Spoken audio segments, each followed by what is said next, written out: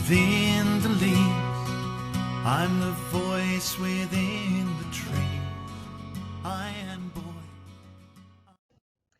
Good morning, everybody. Welcome back to Which is the Moon. I am your Thursday hostess, Natalie, and this week we are choosing our own topic.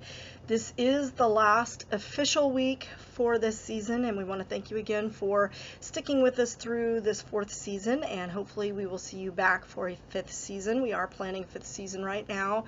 I do not know how long the break between seasons is going to be this time or how many weeks we're going to cover in the next season, but we are working on topics right now. So if you have suggestions, please leave them in the comments, or feel free to comment or give us a shout out on our Facebook page. Now, my topic for this week is something that I've kind of been wanting to cover on my own channel. I don't know how long this video is going to be because I'm actually supposed to be at work right now. But I found out that the kiddo I'm supposed to go see isn't quite there yet, so I'm going to have to try to squeeze him in with another kiddo. So anyhow, I wanted to talk about things that we use in our practice that we don't talk about a lot, and I do apologize, my nails look absolutely atrocious. I really need to take this polish off, but my nail polish remover has disappeared. My daughter has, I'm sure. But anyway, I wanted to talk about things that we don't typically discuss that we may use in our practice. And I am going to tell those of you that are animal lovers. Okay, I am an animal lover. I dearly love animals, but I'm not vegan and I'm not even vegetarian. I understand that we all have a role to play in the circle of life. I like to try to remain conscious of where my food comes from and to be thankful and to recognize that the meat I eat was at one point a life, but so are the plants that you eat. So even if you're vegetarian or vegan, you're still sacrificing some life for your sustenance. We have to. That's part of life and who we are. Now, that being said, I'm not a big animal user in my practice in terms of I do not kill animals. I've always wanted to try hunting as a skill because I think, you may need it one day, and it sure be nice to know what to do if you ever needed to, but I don't know that I could actually do it. I just can't, I don't know. I just can't do that. But I'm not above taking the gifts that are given to me and utilizing them in my practice. And one of the things that I was going to bring up that I actually want to show you guys, but for some reason it seems to have hopped away, no pun intended, but I can't seem to find it anywhere. When I was cleaning out the storage room in my new office in Pilot Point, I happened to move some water bottles that we had, and there was a frog, a poor deceased frog that had dried almost perfectly attached to the water bottles. And, my first instinct was, ew. But then I thought, oh, wait a minute, frogs are very, very useful in powders, sachets, things like that, for transformational magic. Things that, where you're wanting to see a transformation of yourself, a situation, an attitude, something like that. They're very, very powerful in that regard. They have a long history in folk magic of being used for transformational types of magic. And so I thought I would take this week and kind of talk about a few of the things that I utilize in my practice that we don't talk about a lot, but which many of us use, especially those that follow a more quote-unquote traditional line. One of the things that I wanted to bring up was sulfur powder. And actually, believe it or not, I got this from one of the Mexican stores around here, one of the Mexican grocers. Sulfur powder is very, very useful. It stinks to high hell, literally. It's brimstone, it smells. But it's extraordinarily useful for fire magic, to give a little oomph to your spell. It's also good for malediction because it does burn. Even to smell it kind of burns your sinuses. But it does not take a lot of this to work well, but sulfur powder, or Vesta powder as it's sometimes known, brimstone, if you walk into a witchy shop, you can ask for brimstone. They'll know exactly what you're talking about. Very, very good for that. Another thing that it does get a lot of mention, which direction do I want to go with this? We'll start with this one. This one does get a lot of mention, snake skin. Don't know if you can see that very well. I have jars and jars and jars of this stuff, so if anybody needs any, let me know. Because I had a client who had a snake, and every time the little bugger would shed, she would give me the skin. In fact, she just wrote me and informed me that she's got like bags of it for me. So if you're needing it, let me know. Snake skin has many purposes in the craft. It's also good for transformational magic because you're shedding the skin and starting a new life. So it's good for new beginnings. It's good for releasing of the old and allowing the new in. It's also good because you can use it to represent the snake bite. The bite of the snake itself, which regardless of whether it's a venomous snake or not, the squeezing power or the deadly power of the snake, either way, this happens to be a constrictor snake, but they have a nasty bite, and so you can utilize it for that. It's also very, very important as a portal. Snakeskin was often seen, and snakes are often seen as harbingers or messengers of the underworld. So if you are wanting to do divination of any kind, snakeskins are good for that. I believe that it's Lady Gravedancer who has a wonderful use for snakeskin in a snake oil, which she actually anoints herself with to keep people away from you or to keep their nastiness away from you. So snakeskin is also something that's very, very used in the practice, which has many uses. Grave dirt. Yes, this is actual grave dirt. I will share my story of this grave dirt with you. There is a very old cemetery here in Denton County, one of the oldest in the county, that is not too far from my house. And I used to have a newspaper route and would go through there, and my children and I would go through and clean off the graves. And one day I was out walking, and I always walk along the edge because I don't want to walk on anyone's grave, and in this particular cemetery it's very difficult to know where the graves end because it is so old and there are so many stones that are kind of crumbling or in various forms of decay. And I happened to be walking under a tree when I tripped over a big rock, and I thought, oh my goodness, somebody's gonna fall on that. And again, I was walking along the edge, but I was passing under a tree. And so I went to dig the rock out so that no one else would trip on it, and lo and behold, it was a headstone that was sinking. It was just a flat stone, and it was sinking into the ground like this. So I cleaned off the stone, cleaned it out. To me, that was a call. This individual did not want to be forgotten. His name is Ed Jones. And I felt that Mr. Jones did not want to be forgotten. So I have since gone out and tended to that grave. I dig that stone out because it gets buried under the leaves from the tree and the rocks and everything. And as such, I asked Mr. Jones if I could please take some of the dirt from his gravestone. Now, you want to avoid taking it from the head because you don't want to disturb their slumber, so from the feet. But grave dirt has several purposes. And not all of them are malediction. A lot of people associate grave dirt with uses in cursing and hexing, which it is used because it represents the death, obviously. But it can also be used in transformational magic because remember that death is not an ending. We don't believe it's the ending. It's simply the doorway to a new beginning or the doorway into the spirit world. I find that it's also useful in sachets that I wear or use in divination. Because this is a direct connection to the spiritual world. Another thing about grave dirt that I want to bring up is that if you know the history of the person whose grave dirt you are using, you can use it in various different things. It can be used in protection magic. If you know that the individual whose grave you are visiting and borrowing from was a teacher, for example, and you are wanting some knowledge about something, or you're wanting to gain knowledge, or you're maybe going back to school and you want some support in your learning, grave dirt is very good for that kind of magic. Same thing if the person was a police officer or a firefighter, their grave dirt may be very useful in protection magic. Please, please, please don't just go to somebody's grave and dig it out. Make sure that you get permission, that you meditate heavily before doing this, and that you leave some sort of a gift as a thank you to the person for allowing you to take this from them, because it is infused with their essence and with their spirit and with their energy. So please, please, please, and be respectful.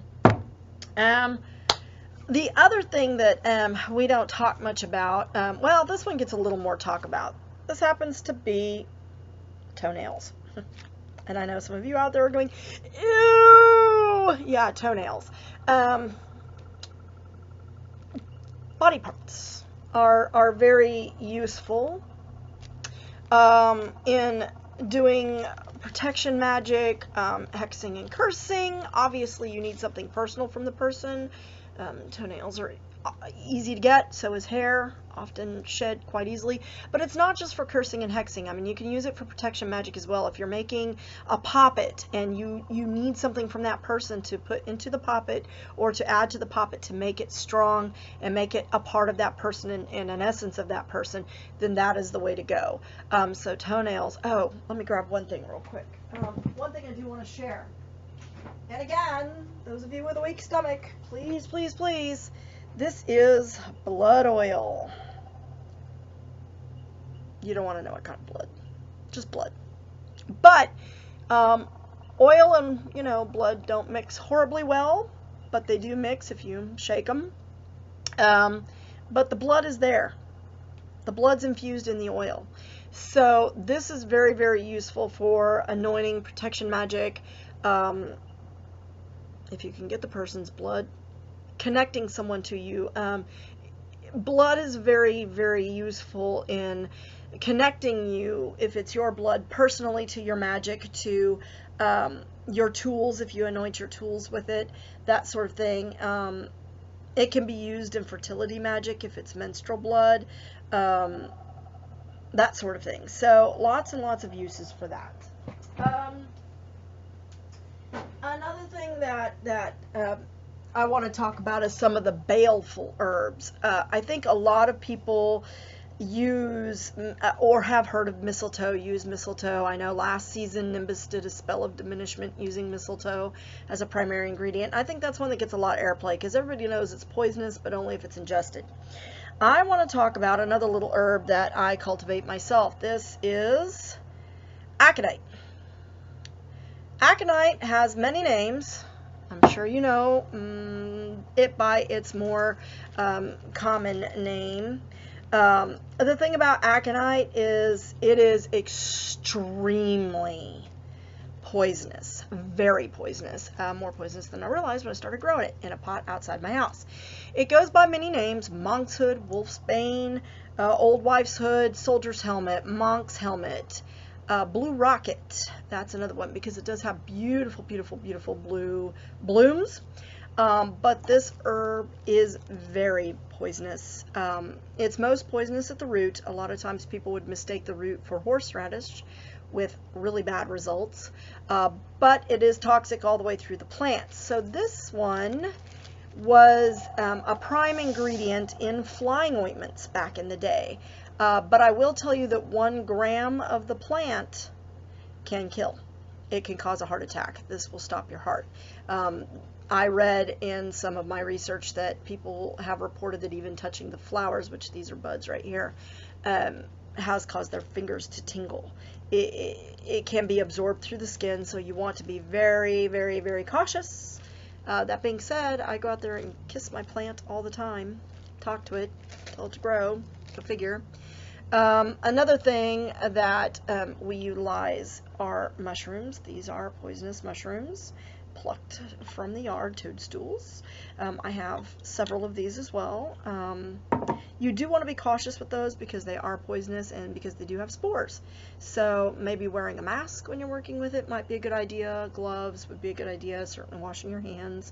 If you are using baleful herbs and things like this, I would definitely recommend that you don't use the same pestle and mortar that you use with your non-baleful. I have mine clearly labeled baleful, non-baleful. Because you don't want to take any kinds of risks, because even if you wash it within an inch of its life, you never know that you're getting all of it out. So please do take caution when working with some of these things. But these are good for, monk's hood is very, very good for, like I said, flying ointments. Be cautious. Be cautious. Any kind of a protection spell where you want someone to stay away from you. It's very, because even the animals know to stay away from it. Even the bees don't visit it. Isn't that crazy? Big, beautiful blue blooms, and they do not touch it. They'll buzz all over my holly tree, which is right next to it, and they will not go near the blue rocket. But, these are good for curses, malediction, hexing, that sort of thing. Rabbit's feet and rabbit's fur. I know a lot of people, again, are very much against using things like that. I will take what I find, but it's not something that I'm going to actively obtain for myself. If something is gifted to me, I will use it. But rabbit's fur, pieces of it are good in sachets for speed, protection, that sort of thing. Are you paused?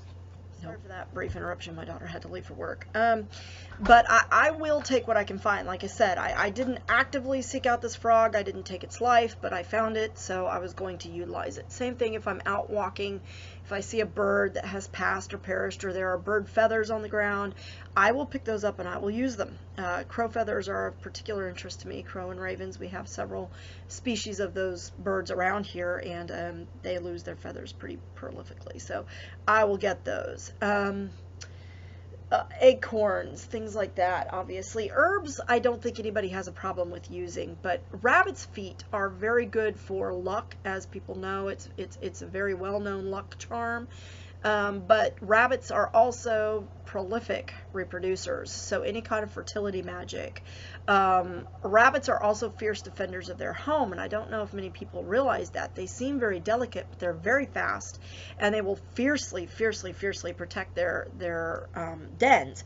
So I like to use rabbit fur in protection magic and in bringing warmth to someone, because their fur is also very warm.